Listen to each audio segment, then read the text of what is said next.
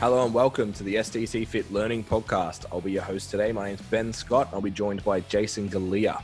Thanks for joining us on our way to create 1 million positive outcomes for personal training clients by 2030. The podcast is brought to you by @STCfit Learning, a page created to upskill and educate PTs and gym nerds. Also brought to you by @STCfit, and that's a place for all your online and in-person personal training needs. If you enjoyed today's episodes, please give us a share and tag on the Instawebs. You can tag @STCfit, @STCfit Learning, @BenScottSC, and @JasonGalea PC. Hope you enjoy the show.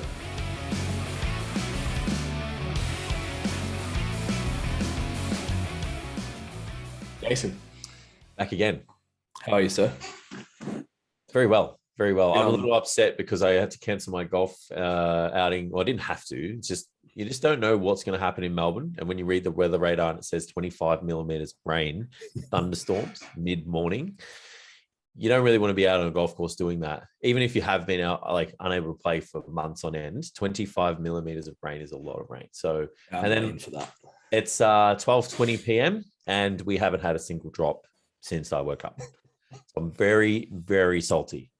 Yeah. Very salty. Yeah. First thing, Amy actually yelled out, she's like, "Oh, Jace gets to play golf today." I'm like, he cancelled. I bet you it doesn't rain. And have you got one booked for the weekend?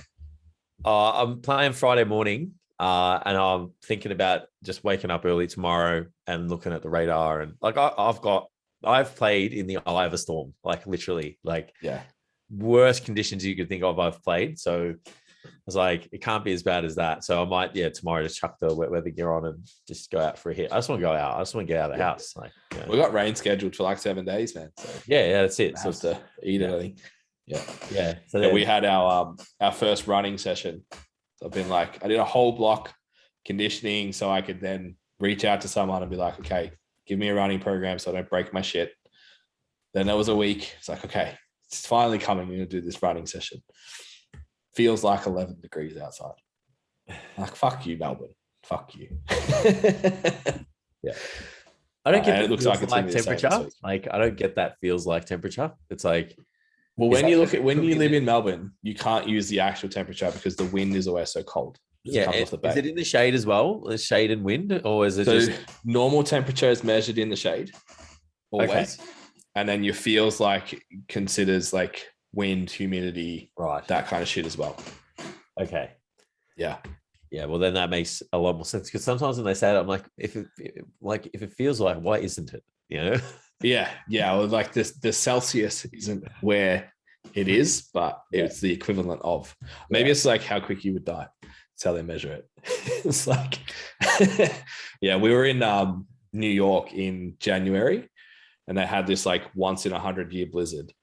And I was like, the outdoor temperature was -12, but it felt like -25 because of the wind. Yeah. Amy got like, it's called frost nip. It's like your skin goes all red and pink.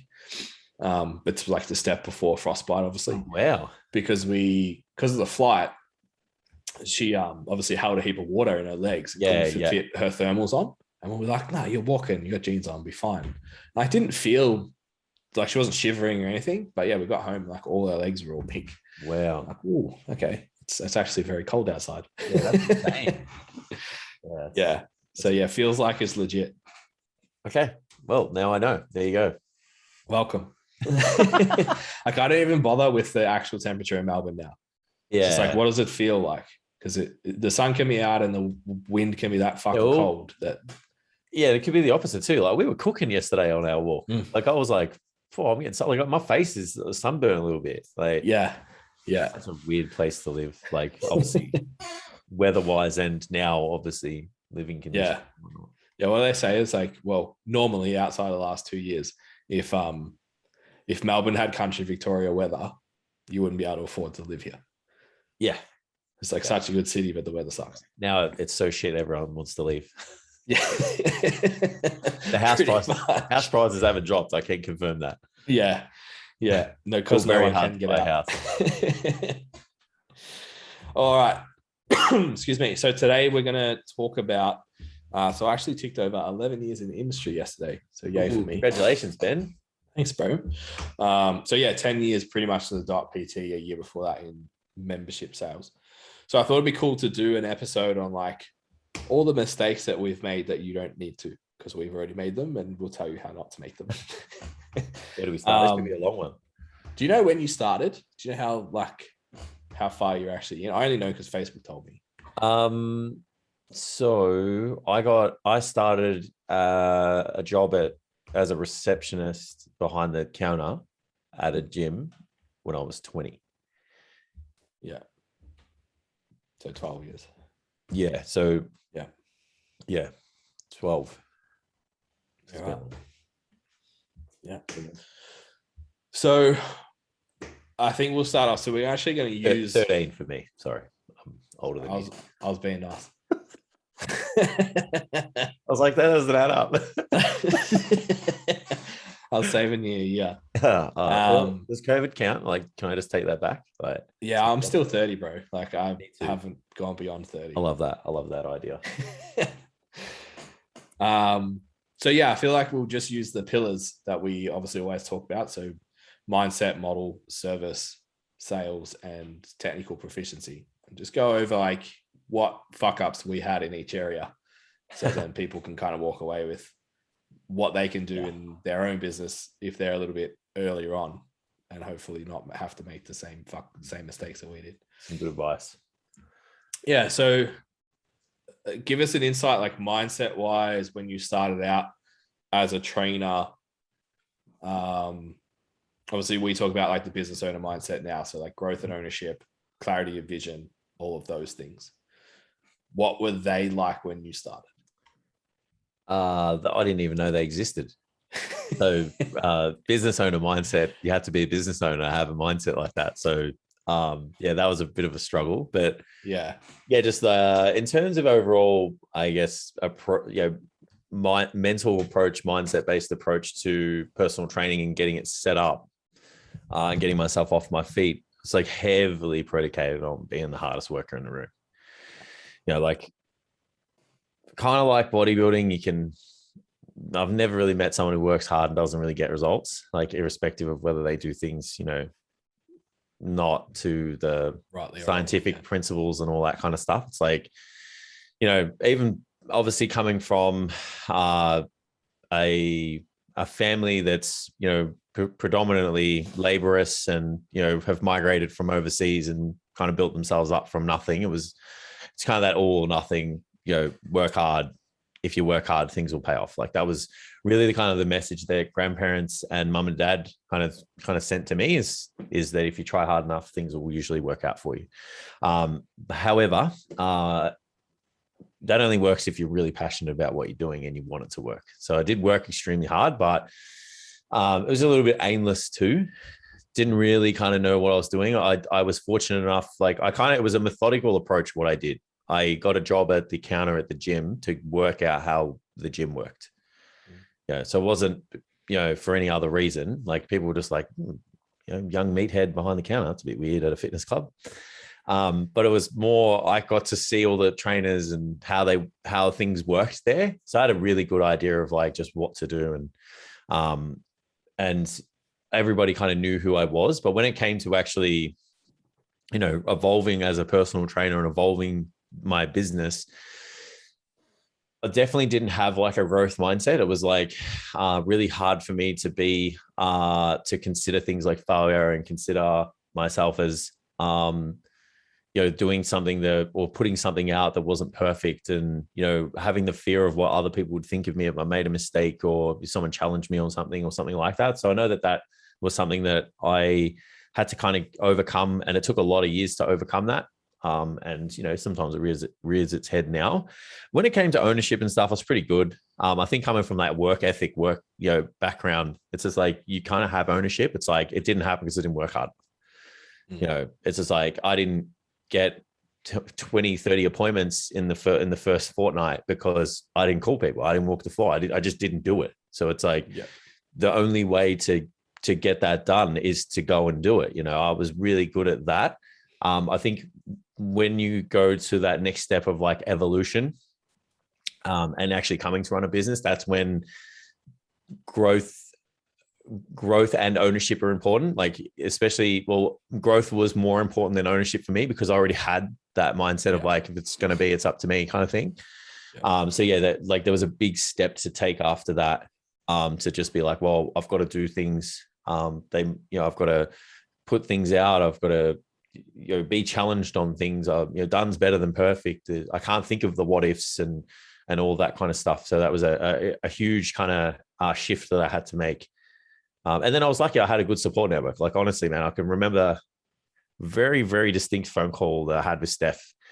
It was 5:30 in the morning. I'd been stood up. I was tired. I had 3 days off in my first like 90 days because I was working in reception as well. I was up. I was over it. I couldn't be fucked with the rejection anymore. I'm not really a morning person. I wasn't then. And I just said to her, that's it. I'm done. I'm going to quit, and she was just like, that's not a good idea.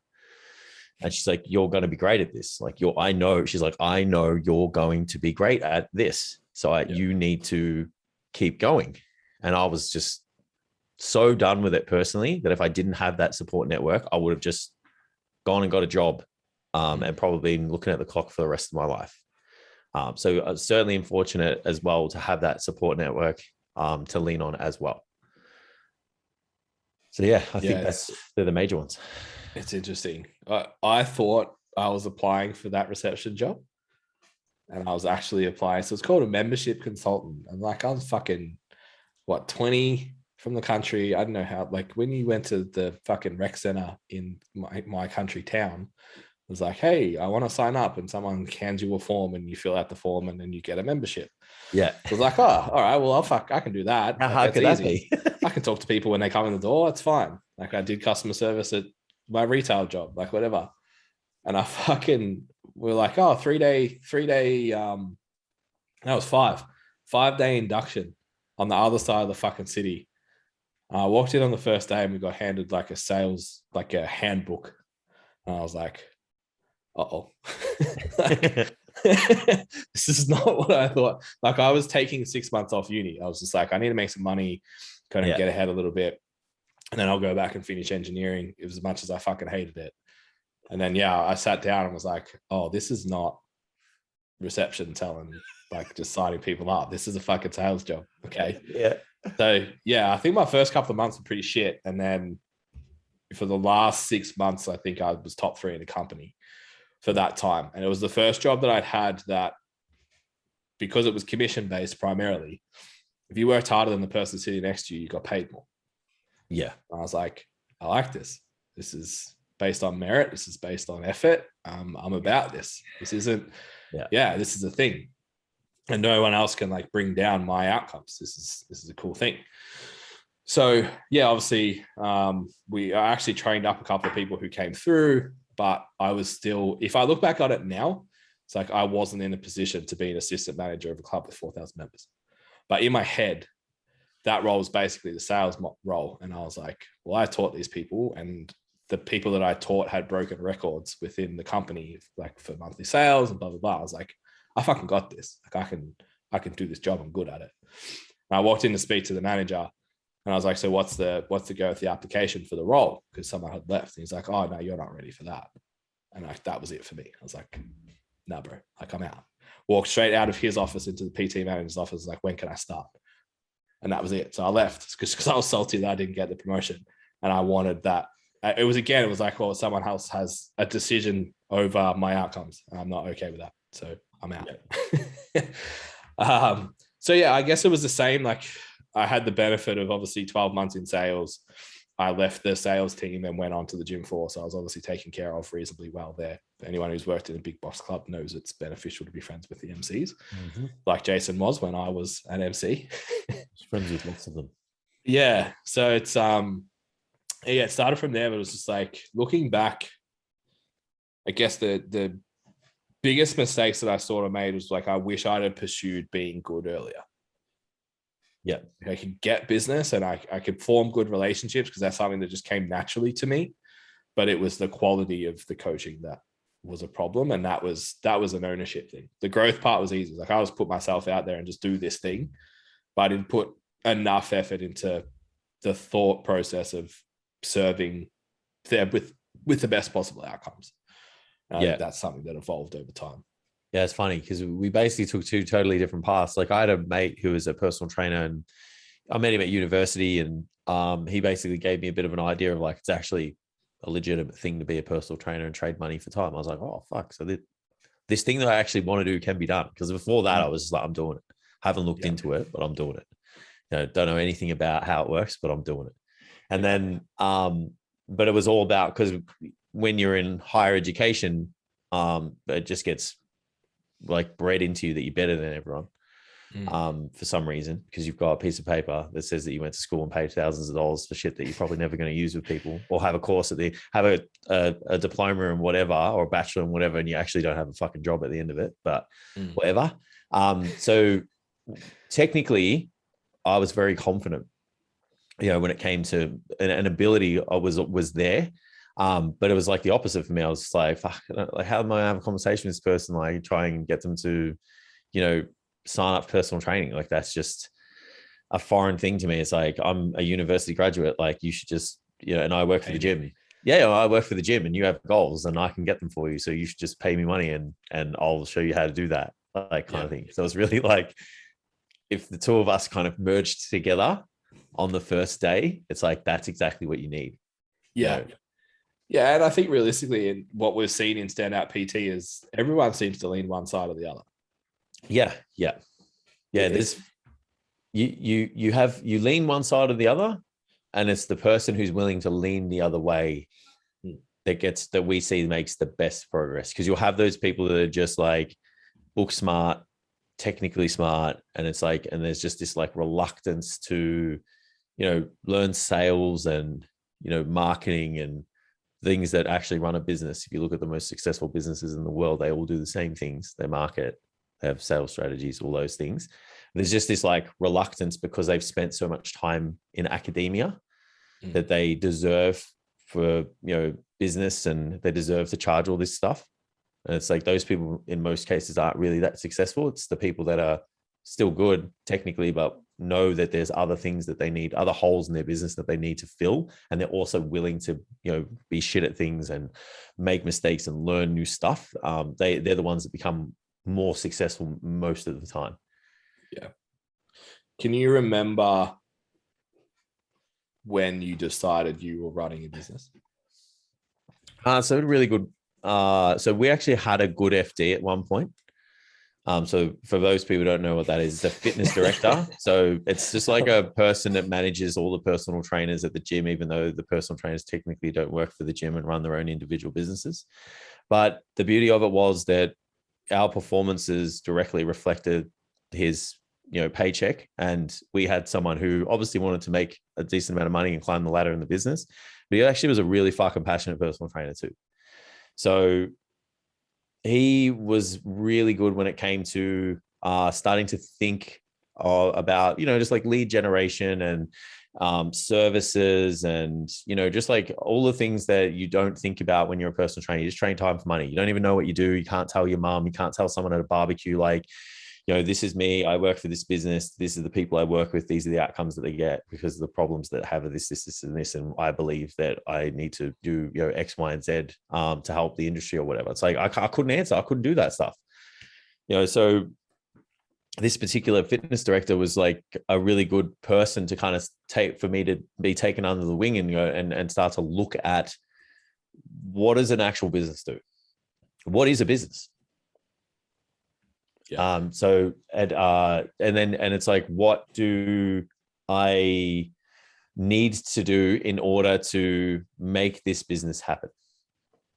Or to create this business. So that was probably the first point. And then I think the next one after that was obviously you and I kind of merging together. Obviously we needed to take the next step in both of our careers. And you were much more, I guess, aware of that stuff than I was. Probably still are more aware of it than I am now, but that's okay because it's not my KPI anymore. And that was exactly what I needed at the time. So I think those two things together, and then, obviously I've now evolved to think and act autonomously for most things in terms of like our businesses. Yeah. A lot of the stuff that we did, it was just like, we're just going to do this. We're just going to send it. There was a few moments that I think it sort of, I sat back and went, this is a thing. This is like we're actually running a business now, not just like working. So I feel like a lot of the stuff, even once STCfit had been established, I still think we were just working. Yeah, 100%. We weren't actually running a business just yet. Like there was a lot happening, but not much of it was really connected. There's a couple of times that I got like approached in public at a couple of seminars and an expo and shit. And they were like, "Oh, you're the STCfit guy." And I was like, fuck, okay, this is actually a thing. Like before that was just, had my head down trying to make it something, but I hadn't really accepted that it was, which probably meant that I was approaching it like a business owner, but I hadn't really accepted that that's what we were yet. Yeah. And then there was a big course that we took the Cert 4 through. And we had that, and then we ran our own intake, and we had a deal on the table that ended up being pretty much, someone was trying to shaft us to run an allied health course. And I think that whole intertwining, like our mentorship was going really well. We were teaching, it was like, okay, this is a fucking thing now. Yeah. We got the office. It was like, okay, this is it. Yeah. Whatever this looks like moving forwards, this is where business owners now. Yeah, definitely. Yeah. I think like the start of the awareness of business stuff definitely came from like what I just spoke about before. But once our business together started to become more legit is when, we started to, obviously we had a bit of a rude awakening by having someone come into our business who ran a business and said, your business is shit. Yeah. So that was a really big wake up call. But that was like the catalyst to, like speaking about mindsets, is like if you could take that either way. You could go, well, I'm going to make this work. We're going to tear it all down and rebuild it again. Or you're going to be like, oh, well, fuck you. Like, how dare you tell me what to do and make me feel like shit, and I'm not going to listen to you, kind of thing. So there was definitely a couple of rude awakenings along the way. But there were probably 2 times I reckon that happened. We had like reshape of the business, and like someone come in and obviously give us feedback. And I think both of those things like put us on a better path and made us think like business owners, made us think about what's the next move. Let's go back to the mission. Let's have a look at what we offer. Let's look at the services. Where do we want to be? Who do we want to work with? What outcomes do we want to get? Like we're actually starting to have good conversations, like splitting up responsibilities, outsourcing things where we can. Like that's a business. It's not a bunch of people who work hard, which is what I came from. We both came from it. It's like you were like, I'm going to be the hardest worker in the room in sales. And I was like, I'm going to be the hardest worker in the room as a personal trainer. And then you moved to PT and did the same thing. So then we went, well, if we make this business work, to make this new business work, we just got to work hard. And it's like, it didn't work. Yeah. it didn't work that time because it was more than just making phone calls and having conversations with people and training people. Yeah. It's like you can work hard doing those things. I did an Instagram story yesterday, and like this is probably skipping ahead to another pillar, but like we made more content than anyone else I know at that time. We had a podcast, we had blogs, we had YouTube videos, we had posters, fucking like no one in the industry, I'm talking, not just like in our little bubble in fucking Point Cook. Like I don't know anyone that was putting out as much content as often as we were, and it wasn't fucking working. Yeah. We did so much stuff there. Yeah, like you said, it was just people working hard. And then like we had a good reputation in the gym. That was it. And we still do. We still carry that reputation in our environment. But yeah, it was like there's more than one suburb in Melbourne. Yeah. The return wasn't worth it though. Like if I look back at it now, someone said to me, like, do all this stuff to get you to this part of your journey. I'm like, I'm not doing that. Yeah, that's a better way. Fucking way. Yeah. And that's where a lot of people would fall off the the path. That's when they do throw it in. They have that. Either they've done what we've done and tried everything, worked hard and threw out all these aimless ideas with no real purpose, hoping that they would, hit a target, and then they just go, no, I'm done. But it was just that for you and I, it meant more. Like working in this industry means more to us than other people. And so if it doesn't work, we're prepared to go back to the drawing board and continue to try. But I don't know about you. There's been times when, I was like, fuck, this better work soon, because it's like, I'm not getting any younger. It's only going to get harder to, establish my roots in another industry, doing another job. So it's like, if I know other people have those thoughts and I'm the person who was 15 years old or 14 years old and just like, nah, I'm going to be a personal trainer. Don't care what you say. I'm going to be a personal trainer. And I had those thoughts. Yeah, 100%. I think that the first time we became business owners, and this now starts to fall into the model side of things and setting up a business, is when we had our first weekend away as a group of the directors at the time. And that was the first time, I think, we really sat down deliberately to work on the business. Yeah, agreed. And we said, these are the roles and responsibilities that you have to work on the business. Like creating content and stuff was in. We need to go and work on the development of this thing. Yeah. And I think that was the turning point. Yeah. It wasn't when we started succeeding, but it was when we started asking the right questions that put us in a position to succeed down the track. Yeah. So if we had have started working on our business once we had full books, which for both of us was inside our first 12 weeks, we would have been successful much, much, much sooner. Yeah, agreed. Yeah. So from a business, from a running the business side and a business model, maybe idea, what are the main mistakes you think we and yourself, even when you were pre-STCfit, made? I didn't know business models existed. That makes it hard. Yeah. It's like, you just don't get taught that stuff. It's like, sign up to a gym and you train people, don't really know that you work for yourself, but you work for yourself. You got to pay the gym.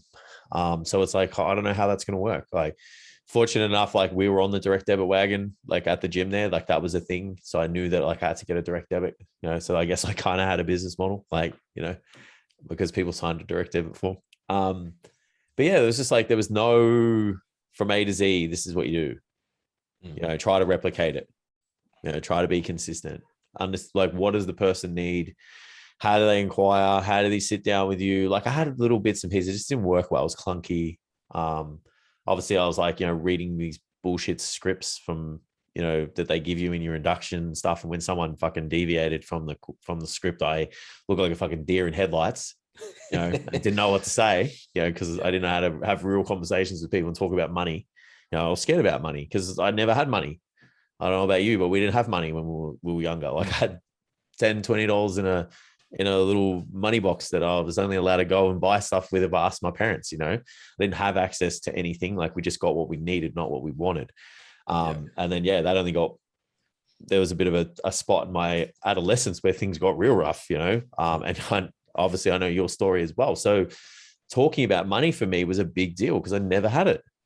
So I didn't know how to have a really honest conversation with someone about it and just say, if personal training is just this much, it was never just for me. It's like, you gave me $5. I was like, fuck, this is ridiculous. Like, this is awesome. I made my own money. So it was just like a lot of that stuff. Like, there was no, here's all the things that you need to make a business work. These are all the areas that you need to cover just to make your business work for you, get you time back, make it consistent, give you confidence when you practice, make you look legit so that you have authority. Like, there's all of these things involved in that help make things easier for you and make it look good for the client too. We talk about it all the time. Confidence is everything. Authority is everything. We never got taught that. It's just like, say this stuff to convince this person to work with you. Yeah. And if that person doesn't sign up with you, you didn't convince them enough. Like, you didn't push them hard enough. So fuck, I didn't want to be that person. Like, where we sat down and it's like, all right, I'm not fucking leaving this seat until you sign up. Like, no way. Like, Yeah. I've never been that way, and I didn't want to be, but I just didn't know what to do. Yeah. I remember a book that probably changed the direction of my career. Well, two things happened at the same time.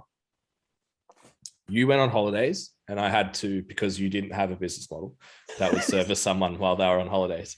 My personal trainer left for 8 weeks, and I was like, oh, fuck, I have to do my own shit. So I bought BPAC's program. Yeah. It was like a 12-month thing that like taught you how to train and had videos and all this shit. And I was like, because I've always, like you said, had that idea of it being bigger than just doing sessions. I'd always had that in my mind. I just didn't know how to do it. I saw Ben's model and went, that's a thing. There's more than this. Yeah. And then I found the book Outliers by Malcolm Gladwell. I reckon I listened to it in a day. I found an audio version. I listened to it all in one day. The whole principle is like the 10,000 hours thing. So from that moment forward, it was like I had Ben. He had his podcast. So just like there was nothing else. There was no other content to consume. Schoenfeld posted once a month. Contreras posted once a month. And like I didn't know what like all the guys talk about the forums and shit. Like I was never exposed to the forums. Didn't know they were a thing. So that was all we had. So it's like Phil Learning had a podcast, Ben had a podcast, and like that was it. So we listened to so much of that shit that we could impersonate Phil Learning's accent. It's like it's the only fucking thing we had. So I went down that rabbit hole really hard. And one of Ben's things was like, what would you do if you were the best in the world at what you did? So it's like that was in the back of my head. And then Malcolm Gladwell was like, what's going to take you 10,000 hours to do that? So I was like, well, how quick can I get 10,000 hours? And that was where the just do shit was born. It was like, just make content, just put out videos, just push out blogs, make a website, do a podcast, just fucking do it and do it and do it and do it and do it. And eventually you'll be an expert. Yep. And that happened. It was just like, we could have had way more success during that time. Yeah. If we had structure around it. So that was probably the start of it. And looking at what Ben was doing is like, well, we can do this. We can do something like this for our people. Yeah. Not around bodybuilding, and delivered more specifically for the people that we had, and then layer in face-to-face coaching. It was like all those pieces of the puzzle started to come together. It's like, well, I work with Jace. We work really well together. He can do like the physique side of things. I'm better at the fat loss side of things and the gen pop kind of stuff at the time. Well, let's see where we can take that. And then we mentored the two boys at the gym. So if anyone's ever seen our old stuff with Jack and Reese in the videos, we mentored those two boys and was like, hey, we actually can take personal trainers, because they went from going to quit inside their 12 weeks to fucking killing it, both of them. Yeah. So it was like, oh, let's look at this as a thing. And that's when the mentorship was kind of born. I think that's when we were like, okay, this is a business model now. Yeah. Because we had to teach someone else how to do it. We had to write down what we did. Yeah. And I don't think you should wait until you have to teach someone to do that. And that's what we teach now, is like, go and write and record exactly what you fucking do. Because as soon as you have to write it down, you have to understand it. And once you understand it, you'll be confident in it. Once you're confident in it, you don't have to convince anyone to work with you anymore. Yeah. Because you believe in it. Yeah. You actually know what this all is. So it becomes so much easier. So yeah, from a when we had a business model standpoint, it was when I started writing down what we did and being able to tell it to somebody else. Yeah. So from a service standpoint, I'm pretty vocal on how shit I was as a personal trainer. I always, if I see anyone that I've ever trained in my first year, I always make a point of apologizing to them. I feel like every trainer does that. I used to do that too. Like, oh, I'm so sorry. Like, what are you sorry for? Yeah. I've had some lowlights. Look, to be honest, I actually did it when I moved gyms. I took out every piece of paper that I had with all my measurements and went through like every month that I'd ever done with anybody. And I think I had like a 98% success rate of like reduced centimeters. Yeah. How I achieved it's that. It's just how you did it now. Yeah, exactly. I agree. I'm the same. So it's not like they didn't get the outcomes, just like they probably didn't need to do Shannon Ponton's diet, and they probably could have had better programs and stuff. Like there's better ways to do things, but that's okay. Hopefully most of them have pursued further education and understand nutrition and training a little bit beyond what I'm sure if they came back to you, then they'd appreciate the evolution that you've made. Yes, definitely. I hope. I hope I'm not the same trainer I was 10 years ago. Fuck, it'd be terrifying. But again, I think the service evolved once we wanted to roll it out to a bunch of different people. And I think if you look at the way we educate other trainers now, that's what we are trying to get people to do well before they need to put someone on. So it's like, what is your system? If you were going to get somebody else to replace you tomorrow, what would you need to give them for them to do it and make it everything that you do repeatable, efficient, and effective? And then the only caveat that we put inside that is it cannot negatively affect the outcomes or the experience of the client. I think technology has definitely helped with the service stuff. We've been fortunate to have the mindset to move with it. So that's really helped like evolve the service. And then obviously like just looking back and seeing what we can offer the clients, trying to give them more, like trying to move more from like the client buying a package of sessions to like a membership. It's like, and then it's like in that membership, like what does this person get? What are the things that this person needs to fulfill the outcomes that they want? And how can we deliver that for them? Like, where does it go? How does it work? What's in there? Those kind of things. So that was like the first time we looked at, well, who do we work with as well? And what do they actually want? What do they actually need? Like I can't believe we ever called it this, but remember Fat Camp? We had Muscle Camp and Fat Camp, which was a fat loss camp it was too long. Fat loss was too long. It just wasn't cool to call it Fat Loss Camp, so we had to call it Fat Camp. Hey, it was full, so hey, we got good results. And it was pre-PC era, so we got away with it. But I think that was the first time that we sat down and went like, okay, these are two different demographics that we work with. What do they need? What are their problems? How do we solve them? Not consciously, we weren't aware that that's what we were doing, but that's what we did. And that's why it got results at the time. It's why we had groups of 10, 15, 20 people in those sessions doing education. Like no one was doing education in the gym at that time. No one was paying for education as a client. Like, what the fuck? You just paid for sessions. I have a PT. And you might have got a program if you had a good one. Maybe. So I think that was a big turning point for the service to step back and go, all right, we've got XYZ person in front of us. What do they need? And then when we wanted to build that into a training model, which obviously became the website at the time, we really had to sit down and think about, okay, who is this person? What do they care about? What matters to them? And then how do we deliver it? We set a personal standard for ourselves too, for our business. Like we were going to be the trainers that, provided a program for their clients. They knew exactly what they were doing, or every session they were doing. Like that was the standard we set for ourselves. We set the standard that we were going to teach our clients the important things that they needed to know to look after themselves. We set the standard that we were going to coach these people as if they were going to leave in 12 weeks time and they would be able to take care of themselves. So those things were that standard that we set for ourselves was a really, really pivotal kind of part of how our service evolved, because we weren't going to just do the same thing as the person next to us. We wanted to do more. Like we were going to be better. And it didn't matter how big the gap was between us and the person next to us. If it was really low, we didn't care. We were just doing our own thing, meeting the standards. We weren't going to just sit there and go, oh, we'll just do this because everyone else does it. Like that wasn't good enough. So I think maybe some practical advice to tie all this in, if you're a newer trainer listening, or even if you're not a newer trainer, you've just been battling for ages. Like we didn't get our shit together for the first 5 years. If you're inside that time now, like be aware of that. from a mindset standpoint, like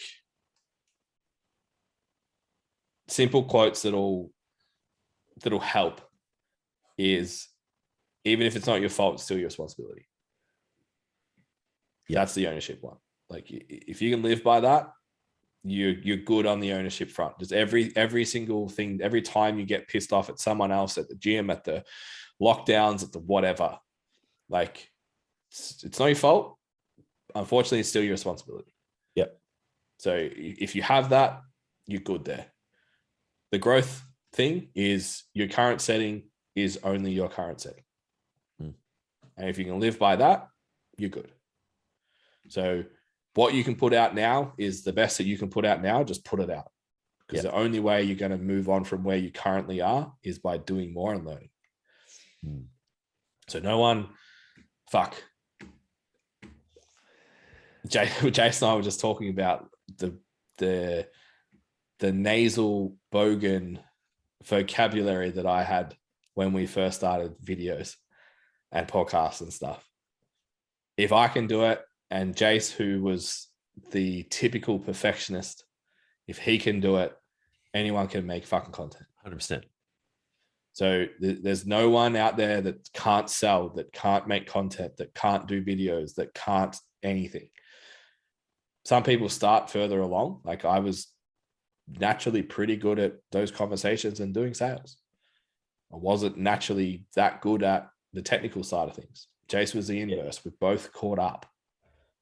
Like you have to put yourself in that mindset. Yeah, agreed.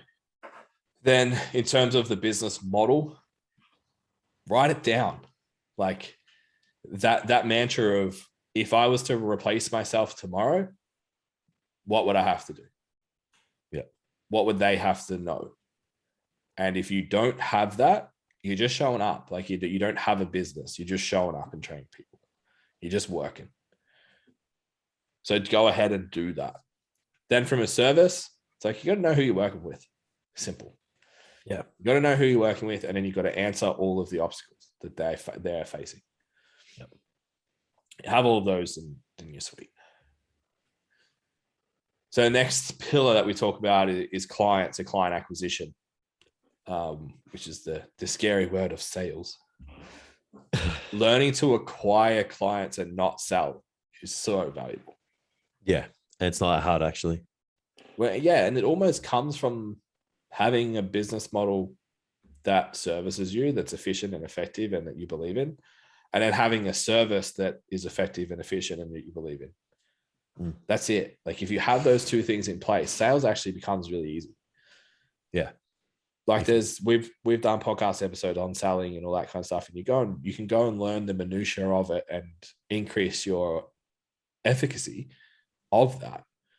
But if you know those two things, when you sit down and have conversations with people, you're probably going to close more than you're not. Yeah, agreed. Yeah, I think the key words there are belief. Like there's so much to belief and confidence. Like that's what people want. It's what people like. It's what people are attracted to. They want the most confident person in the room. They want the best person for the outcomes. And that comes from that person that has that bravado or that personality to say, like, I got you. We're making this happen. You don't have that level of confidence if you don't know your business inside out, and you don't know your services inside out, and you haven't built those services for a particular person. When you sit down with that person, it's like it's all the language is this person signing up with me. So it's this is what we're going to do. In the future, we'll do this. And, we build up to this, like you're talking as if this person's already a client. It's like, there's so much power to that, from the coach and from the prospects too. So that's, if you have all the pieces set up in the right way, that conversation is not a difficult one. It's if you don't have a repeatable model, you can't do that. That's why the model side of it's so important. Yeah. And training someone reluctantly for free and whinging about it. And then at the end of the opportunity you had to show them what it's about and you haven't done things right, you just sit there and go, so it's this much. And we can start next week. Like, what do you think's going to happen? Like, I would be annoyed at that process too, but it's like we haven't really maximized the opportunity we've had with people at the same time. So, there's the client or the prospect's not to blame there. It's whoever taught you how to do that, or it's your inability to want to sit down with someone and have a discussion where someone could reject you. It's like, you've got to deal with that. You've got to unpack that and be like, oh, I'm not going to get everyone every time. But yeah. And if you're so, like you said, confident in your business model and your service and the level of detail you take what you do, if someone says no, 9 times out of 10, obviously extreme ownership. It's not you, like, it's your responsibility to figure out why. But you gotta ask those questions. But usually it comes down to, it was the wrong person. Yeah. And the responsibility tends to actually be, maybe you shouldn't have been in the consult with them in the first place, because you didn't actually clear them that they suited what you did, that you could provide the outcomes and the value that they had. Yeah. Like, I do it all the time, have conversations with people on Instagram that I don't ask or don't send the resource or don't whatever because of the feedback they give. It's like, oh, I'm doing CrossFit, I'm doing Olympic lifting, I'm into running, I'm doing this. I'm like, yeah, none of that's me. So yeah, like, nice to meet you. I'll be your, whatever you want to call it, Instagram follower, friend, person, and engage with you. But it's like, you're not my client. You're not who I'm looking to work with, because my service doesn't service that person. If you want to look really good naked and be strong as fuck, hey, I'm gonna talk to you about what I do because it fits. Yeah. And trainers get really frustrated with the quality of the clientele that they have, and the quality of the prospects that they get. And that's a really big reflection of like how they present themselves and how they run their own business, and what standard they set in terms of their price and all of those things. And I guess like the overall kind of package too. It's like, what do these people get? So it's like, if you want to attract the people that you want, and you want that standard to be higher, but you've got to lift too. You've got to lift to the standard that you're wanting to charge. And that person, you're trying to attract people that see value in that, and that have the goals that you want to work with too. So that's essentially how we get, increase the quality of the leads. It's like, I'm not really always looking for like the cheapest thing, especially with certain things, a bed, a mattress, a fridge, a personal trainer, a car. There's things that people set boundaries for when it comes to, fees and financial requirements. And for me, a personal trainer is one of those. It's like, I don't want the cheapest person taking care of my health and wellness, and there's other people that have that same mentality. But it's like, to charge more and to attract people that are committed to working out, and that, they find it important to them, and they're going to make change and those kind of things. They want a really good service, and they'll say, cool, this price, this, what you guys charge matches, what you offer. And I see tremendous value in that. So I'm going to work with you. And again, it comes down to the first 3 things we spoke about. It's like, have the right mindset, have the right model, have the right service, so that you guys have the confidence to charge more and attract the people that you like. Because you don't have to work with everybody after, that initial phase of like just taking people on board and working out who you want. But just being the cheapest person and having a really average service isn't going to attract someone that you most likely would like to train and have 30 of them on your book. Yeah. And even when you're in the phase of your niche being your entire gym, like being your gym members base, you should be able to create a service that fulfills the needs of that person. And you won't be frustrated with who you work with, because they'll get results. People only get frustrated with their clientele because they, like, the biggest ones, like, they're not adherent, right? It's like, oh, I want better clients who do what they're told, who are committed, blah, blah, blah. I'm sick of like motivating people. And it's like, well, have you created an environment that empowers them to be motivated themselves? Does your service actually provide that to people? Does it put them in a position where they feel like confident enough to pursue it themselves? Like, it's like ownership mindset thing. It's like, well, it's not your fault that they're not motivated, but it's your responsibility to make sure that they are. It's not like, oh, fucking such and such doesn't check in every week. It's like, well, what can you do? What's missing in your service that means that they don't? Have you not placed enough value on it? Have you not agreed with them on what they need to check in on, that you're both in the same spot? Like, you need to create the service that gets the outcome. And if you're shitty with the outcomes you're getting from your current clients, it says that your service isn't reflective of what they need. Yeah. It's nothing to do with who you're working with. Yeah. That's why I guess we get really frustrated with the tribes on the internet that band together to hang shit on their clients who aren't compliant and don't check in. It's like, it's more of a reflection on how shit your service is and how shit you are as a coach than it is about your client, like not, kind of conforming and falling in line with your demands. It's like, you just haven't unpacked that further with that person, and that person doesn't know what to do, and they don't really have the trust. You haven't formed a good relationship for them to actually have a conversation with you that's honest and real. It's like, whose fault is that? Yeah, it just tells me that you're there for you. Yeah. You're not there for the client, you're there for you. It's like, yeah, well, you should check in for me because I need you to check in.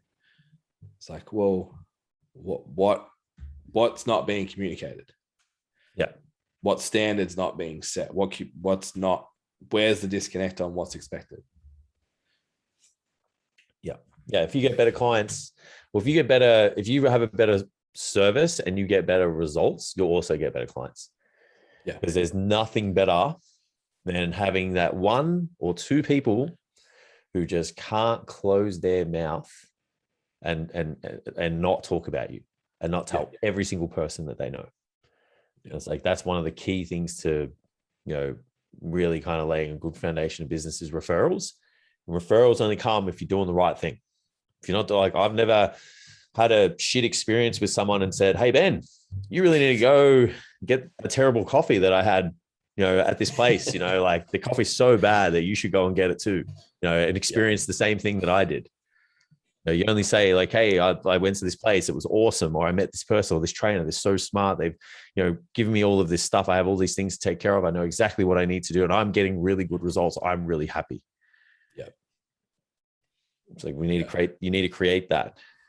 It doesn't just happen. Yeah. So I think, like, for us, it was just like paint by numbers. Hey, it was like, just see more people, we'll get busy. That's how we approached it at the start. Yeah. And then it was eventually evolved into, who do we actually want to work with? Mine happened organically. It's just like, I was in a gym and I was getting results with a certain population. And like Jay said, whether it was referrals or whether it was like people could see in the gym, or they heard a piece of content, or they spoke to a friend or whatever. I think by the time I left Good Life, 30 to 40% of my clientele weren't members of the gym. Some of them were driving up to 40Ks to train. So it's like, that didn't come from complaining about who my clients were. Yeah. That came from creating a service that nailed the clientele that I want to work with. Yep. Agreed. Last one that we talk about is, we call it Beat Great. So it's the technical proficiency side of being a personal trainer. Now, it's interesting when we look back whether I would change how we did things, who we spent money on, where we learned from. So I think the biggest obstacle we had was access. Yeah. We were in Australia and the internet wasn't a thing. So you couldn't learn from the best unless they were here. And when they were here, they were expensive and only the top ones came out. Yeah. So we just needed to learn, and we did. We learned what was sexy. And I honestly don't even know how we ended up doing that mindset coaching course. I don't remember. I think Kylie just approached us. Yeah, I actually think it was like she did something for us as trainers in the gym, like for everyone. Or maybe she worked with the MC group. I don't know. But something happened and we ended up like, all right, we're all going to go do this. And I wish, even from a marketing standpoint, like I've learned more outside of our industry from a marketing standpoint than we learned in the first 8 years inside the fitness industry. Yeah. So I wish we'd have found a way to tap into that sooner. Yeah. Yeah. I think technical skills wise, I always had my finger on the pulse with that. Like I was pretty good. I had a really clear idea of the skills that I needed to get the results for my clients. And I was fortunate enough that my own hobby in training fell in alignment with who I wanted to train as well. So I needed to learn lots about resistance training and, body composition and transformations and, how calories worked and macros and all that kind of stuff. So I was really good with that. I agree. I just wish that like Charles Poliquin wasn't talking to us about how to progress a Gen Pop to become an athletic population. No, I just wish there was more of that around. Yeah. Agreed. But in saying that, there's still good lessons that came out of, being in that environment and even just networking and stuff as well. There was a lot of stuff that I learned that it just was useless though too.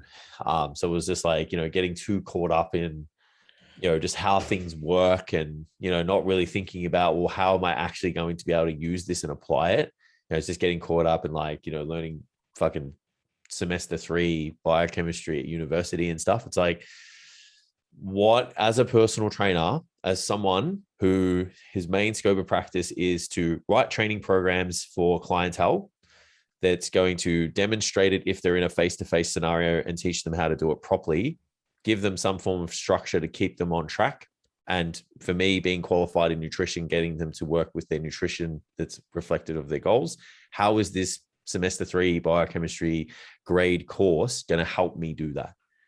How can it make me make better decisions? And it was like, it was useless. It really was, because like we said yesterday, when we podcasted with Damon Hayhow from Recomp, and I wanted to go into the weeds on, now analyzing bloods and this and that. And he's like, what are you going to do that for? And he's like, because all you can do is change someone's training, change their macros and change their calories. Like that's all you can do. And I was just like, yes, 100%. You're 100% correct.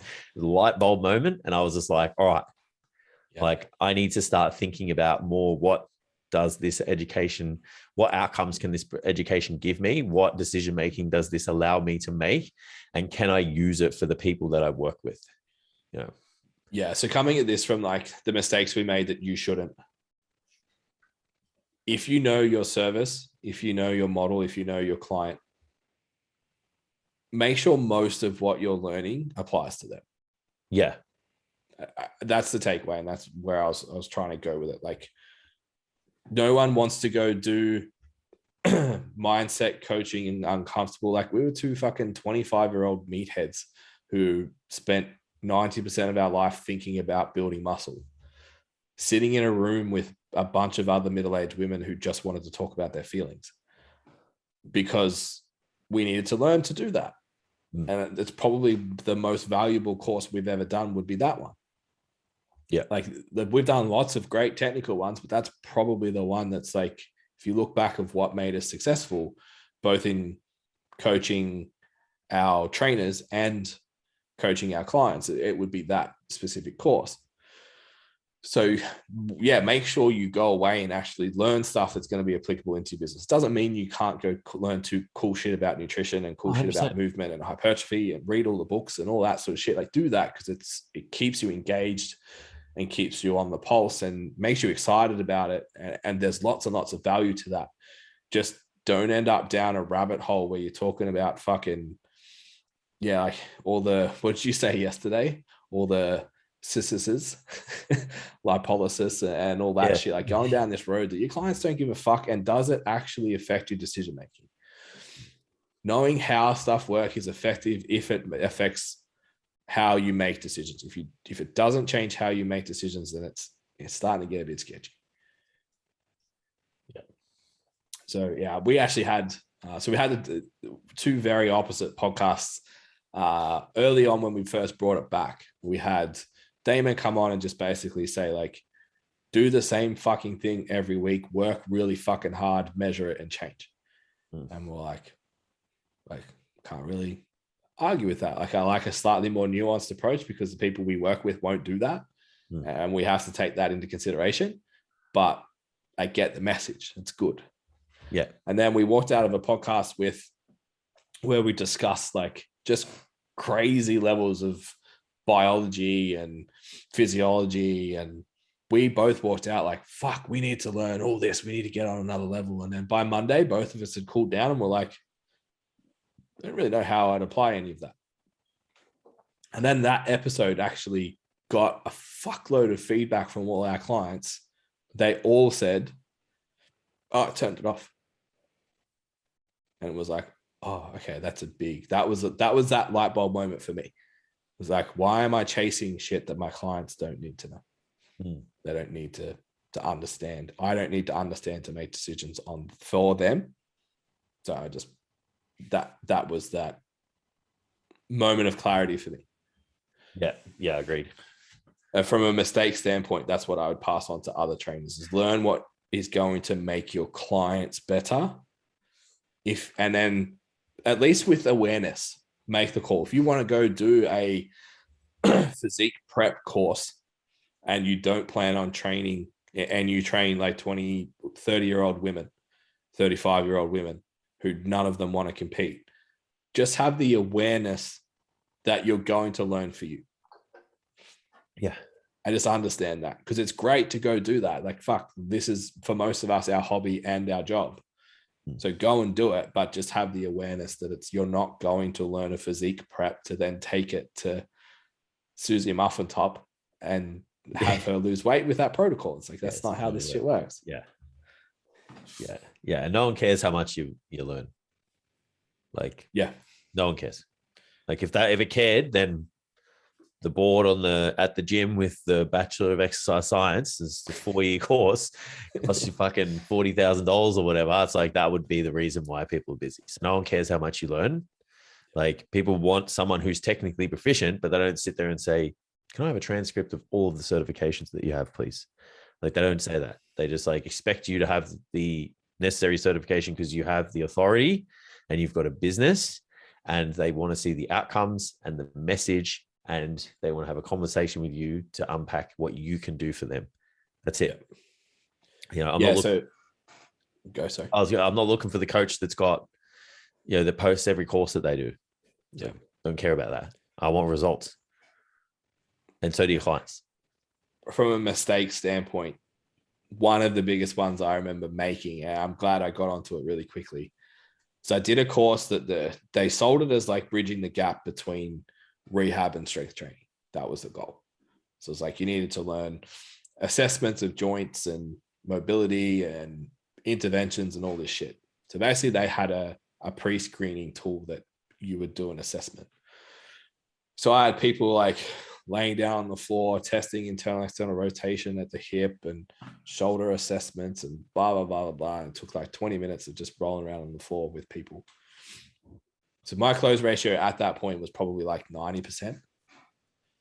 From 90%, it dropped to like 60 just from making that change. I went from having conversations with people about their problems and showing them how I could solve them to pretending I was this hybrid physio PT doctor fucking thing that was some voodoo thing that could look at you and tell you what you needed.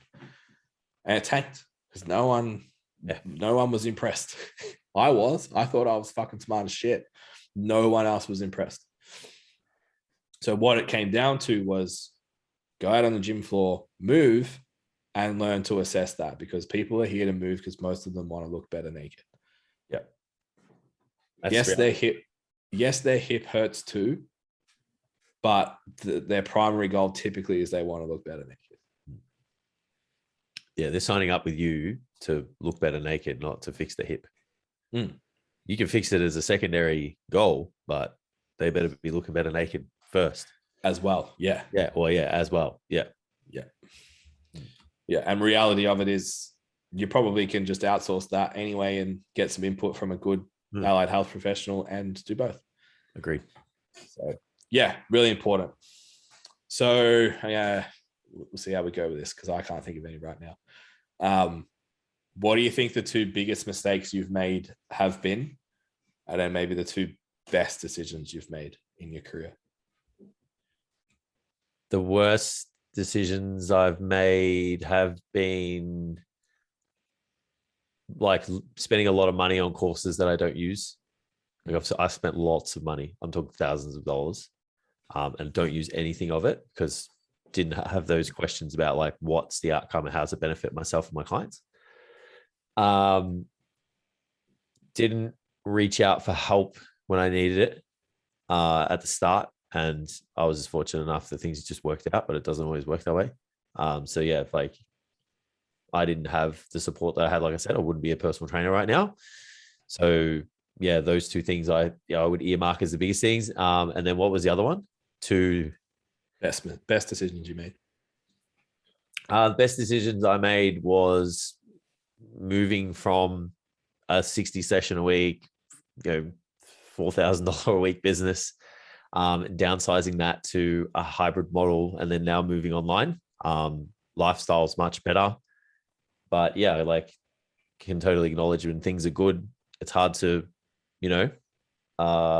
make that transition, but just lifestyle wasn't great. So yeah, that was a great move. And then the other one is just networking, making good relationships with, people. Like we've made some really good networking relationships, and I'm really happy with them.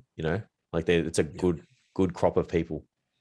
So yeah, like those two things I reckon are the best. Yeah, both from talent and person, like as people. Hey. Yeah. It's just really good, like-minded people, very different personalities, but very similar in terms of like what they want to achieve in their careers. So yeah. I'd say my biggest mistakes was not getting, like you said, not getting help, not getting mentorship in some way, shape, or form in a business capacity. Yeah. We were very much like, if I just get smart enough, we'll be the best. Yep. Not